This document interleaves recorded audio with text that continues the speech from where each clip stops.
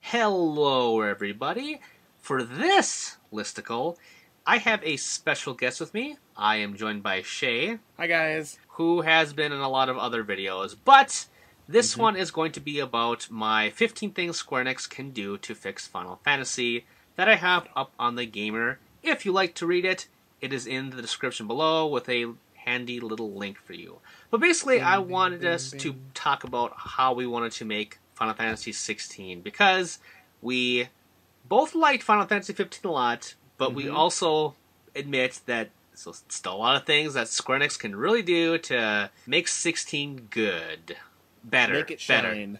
Make it shine, yeah. Improve. So I'm basically just going to go through all my points as usual in these videos, and then have it be more discussion instead of a quick point-by-point kind of thing. So first of all, I want them to bring it back to the fantasy setting, which is not that far removed from what they have been doing, because 14 is actually a fantasy setting. I mean, it's an MMO, but it's still all fantasy. Traditional fantasy, Final Fantasy that has the steampunk stuff and all that whatnot. But it's not really heavy technology. Also, there was Bravely Default Flying Fairy, which was basically, you know, a secret Final Fantasy game in all but name, which kind of rebooted the idea of Final Fantasy. And the first one is great. It has some very bad last act, but the second game came and no one kind of played it because it was kind of more of the same, but they didn't evolve that much. So it seems like that is dead now. I mean, it's not completely dead because that was only last year, I think. Yeah, that sounds about right.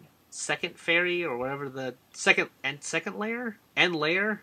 Oh, end layer. Yep. Yes, end layer. For some reason I want to say it's second something, but maybe that was the Japanese name. Anyway, it's not like Square Enix has not done fantasy for a long time. No.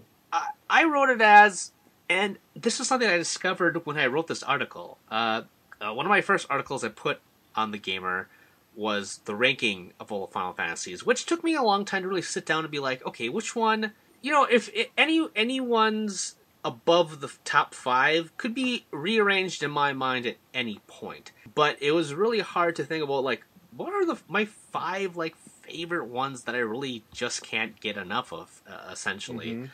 And 9 was up there. I think I put it at number 3, and it was very hard at that moment. I think it went 9, 6, 7, and I can't remember what the other 2 in the top 5 were. Writing this article made me realize how much more I like Final Fantasy IX than even when I wrote back then, because I just really want 16 to be 9 again. And I mean, 9 is a beautiful game, and it's a beautiful throwback game. I can't remember what website just interviewed him, but Sakaguchi said that 9 is his favorite Final Fantasy. And it means so much to him, and because of that, I think it emanates with a lot of fans, too, that, yeah, you can tell that he poured so much love into that game. It was like, you know, since it was the last PlayStation Final Fantasy, it was the last time he wanted to do a traditional Final Fantasy. That's kind of the origins of how that came about. But it's such a lived-in world. There's so many great ideas they haven't done again. I think, without a doubt in my mind, which could change at any second, I think it has the best cast because even if you don't like all of the cast, they explore everybody because they had that event system. No one was left on the edges except for maybe the monk dude, the red Amaranth. Amaranth. Yeah, but he was kind of like introduced like maybe a little late, and that's fine. He could be the one weird outlier Vincent type character that we don't know that much about. But even him, he had his weird that girl, Lonnie. Oh, yep. Whatever her name is. But yeah, it's just I just think there's so many fantastic things about that game.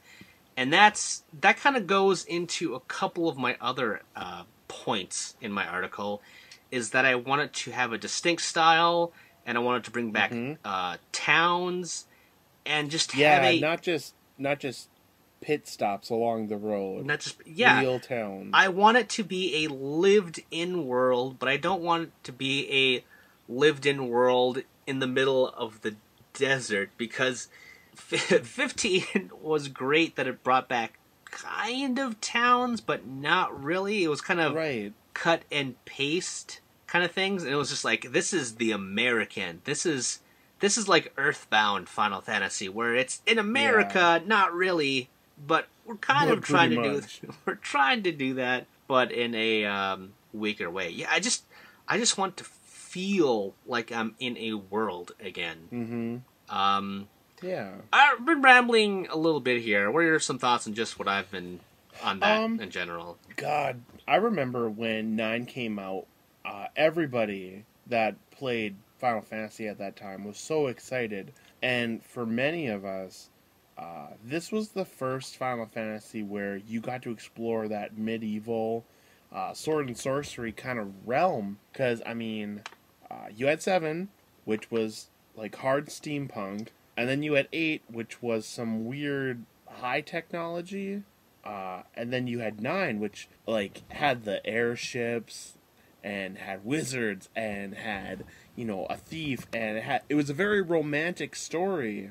Yeah, and not forced. It was like a classic romance, not like a... No, it didn't feel like, oh, this is my girlfriend. I'm this dude that talks to a wall. I'm glad you brought that up, because it's also like the best romantic story. Like, everyone gets some. Mostly everybody gets some in that thing, but it's not like a perversion. It feels really natural too. All the relationships in 9 just feel natural, like, and the cast is so well rounded. It's a great game. Yeah, classic. These people have been around for a long time, and they all have their backstories, and it's just great. And you know, they don't even need to have these towns be huge. No. I remember one of the interviews before Final Fantasy VII was announced to be actually remade is, I don't want to, you know, say this is the exact quote, but I remember, I think it was Nomura or a producer or someone talking about it, but if we made Final Fantasy VII, then we'd have to recreate the towns, and that's a lot of work, essentially. And that's true, but other RPGs have been putting towns in their games in the HD era since, you know, the Xbox 360 going onward. I think they're thinking that because there's so many open world games now, people expect that's what they want. People expect, you know, Grand Theft Auto type huge environments that they need to explore. No, we don't need that. We just want to go into a new city that feels different from anything else in the game, and all have different cultures. But no, I'm playing Blue Dragon right now, which was an early 360 game, and there are towns in it. They're not that big, but there are towns. And you get a feel that every town is its own unique thing. It's got its own vibe. Yeah. I like Blue Dragon. I like it a lot. It's very... it's a game that maybe is a little too rough around the edges. There's a lot of customization, more than you'd think there is. Yeah, I mean, that was like Sakaguchi's like first game when he made Mistwalker, so of course it's going to be rough around the edges.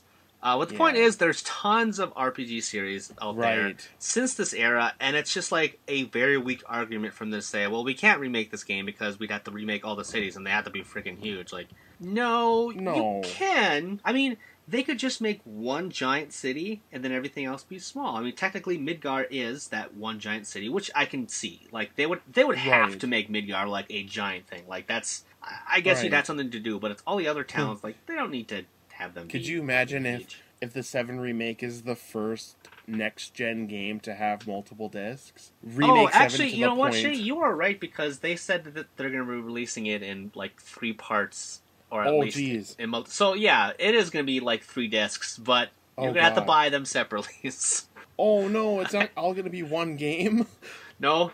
Oh. I was sorry to blowing your mind on air. I don't want this to be 13. I want 7 to be 7, not 7 part 1, 2, and 3. Actually, and then Cloud returns. Thank you for bringing that up, because that is another thing that I want Final Fantasy 16 to be. I want Final Fantasy 16 to be Final Fantasy 16. No fucking multimedia projects before this thing comes out. I don't even want a hint of a multimedia. If I beat that game, I better be fucking satisfied with that ending. And at the very least, even if it's sad or something and someone dies, I want there to be no, well, looks like my son will be taking on the reins, or, uh-oh, bad things are still happening, cliffhanger. This needs to be final. There doesn't need to be a goddamn press conference to be like, we're going to press the red button so you can figure out when this is happening. Oh, we're doing a movie? Oh, we're doing an anime. Oh, we're doing a bunch of fucking mobile games that no one wanted. Right. When we did that reaction video to that presser, we were positive in some parts, but very negative. Right. The overall message of us was, we just wanted the game. Yeah. That's all we wanted. There was no, man, I really want 15 to come out, but wouldn't it be great if 15 had so much other shit attached to it? That would be the best. That would be the best thing possible. Ever. Yeah. No.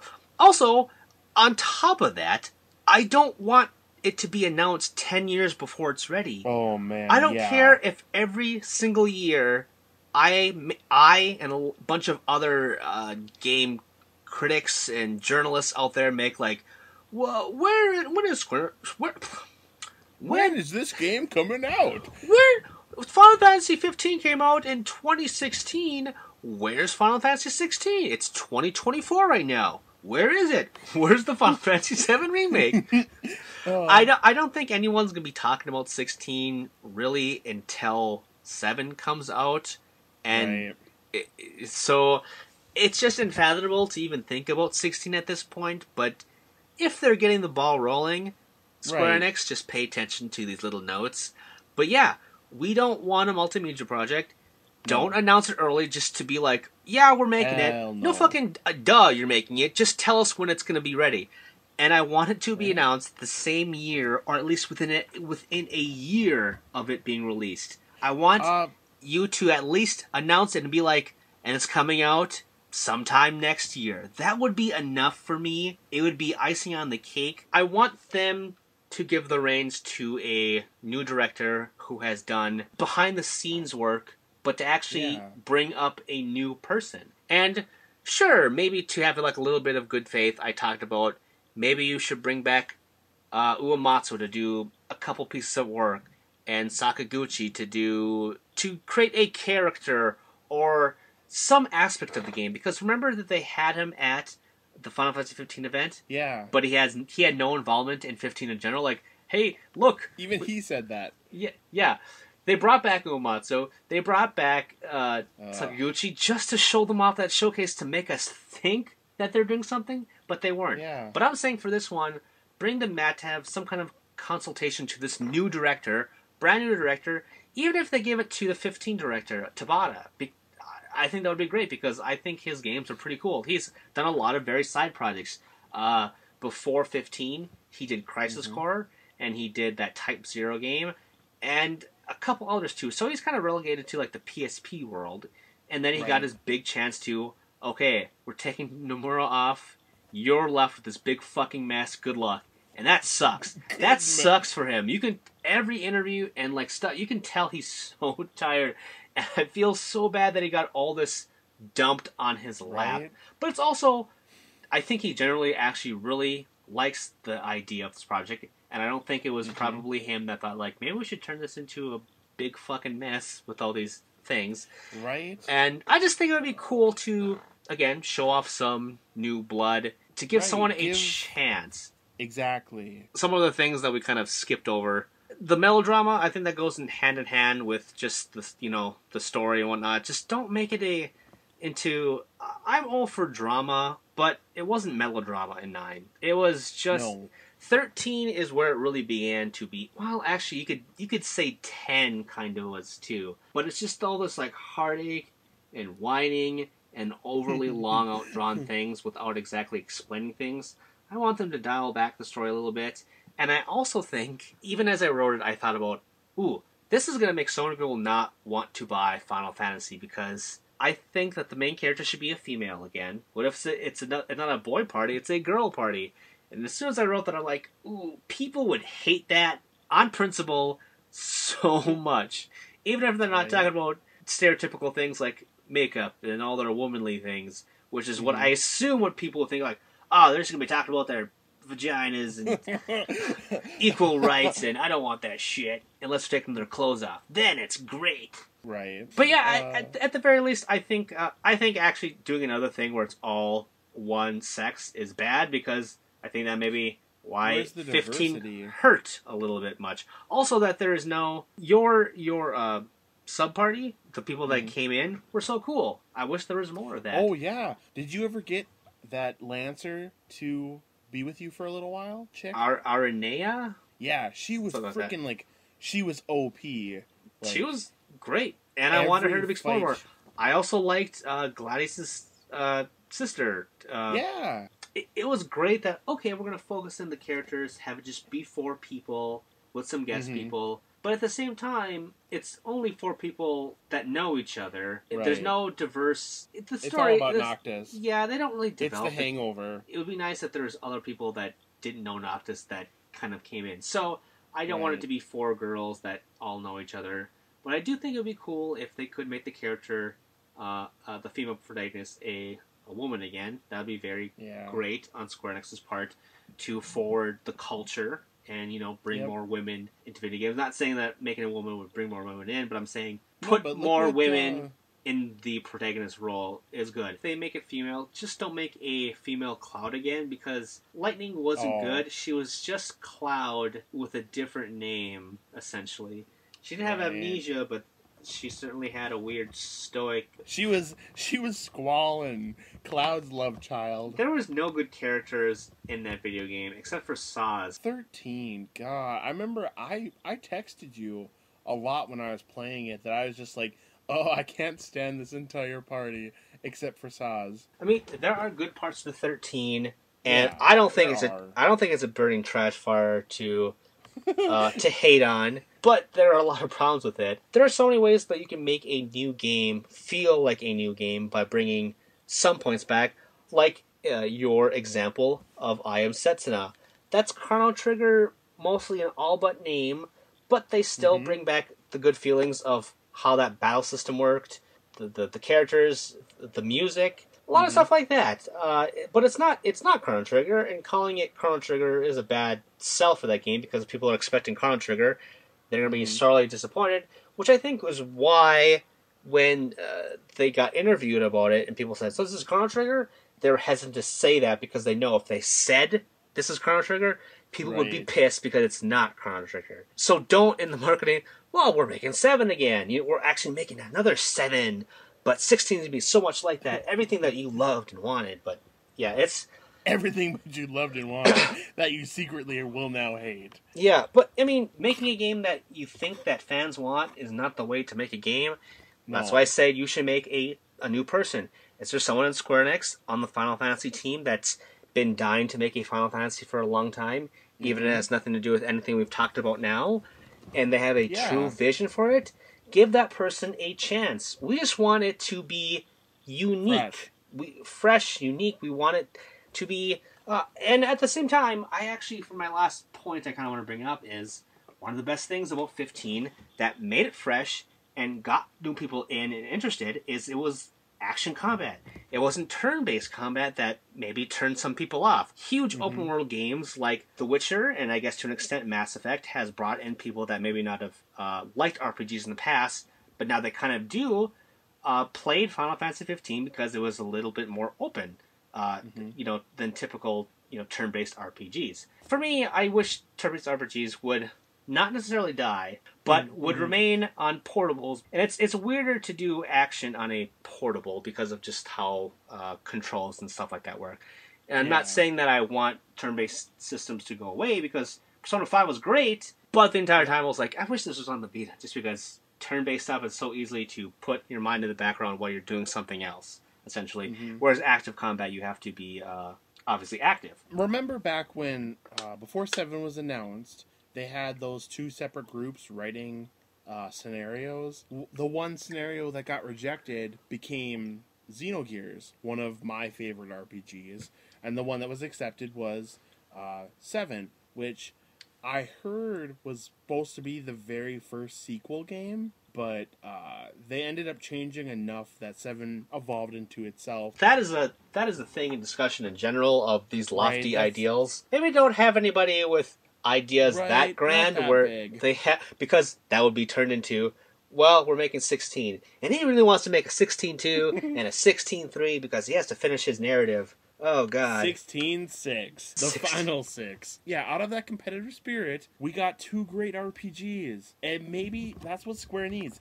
Square needs to, like, just grab all the A, B, C, D, 1, 2, 3, 4, all those little groups they have, working on all these multiple things, have them divide themselves up or divide them up randomly, have those teams just come up with scenarios, and then they pitch them to Square like they used to. And I don't know if that's not how it works anymore. It's so hard because mobile is like where you Right. make so much money over nowadays, and Square Enix is all about mobile and making money, essentially, which is what a company should do. But it's exactly why there's a problem with Final Fantasy in the brand, and why this is not, 15 things that should be in Final Fantasy 16. This is 15 things to fix the franchise to bring more people back. 15 was a great first step with all its faults, but the next one can do better. And the golden age of Square it would be the SNES and the PS1. Actually, let's say the PS1 because there were so many ideas that they put out there, and they all generally worked. Yeah. The PS1 is as great as it is today because of Square Soft at the time. 7 was a great launching point for... That was the whole reason I got a PlayStation in the first place, was so I could play 7.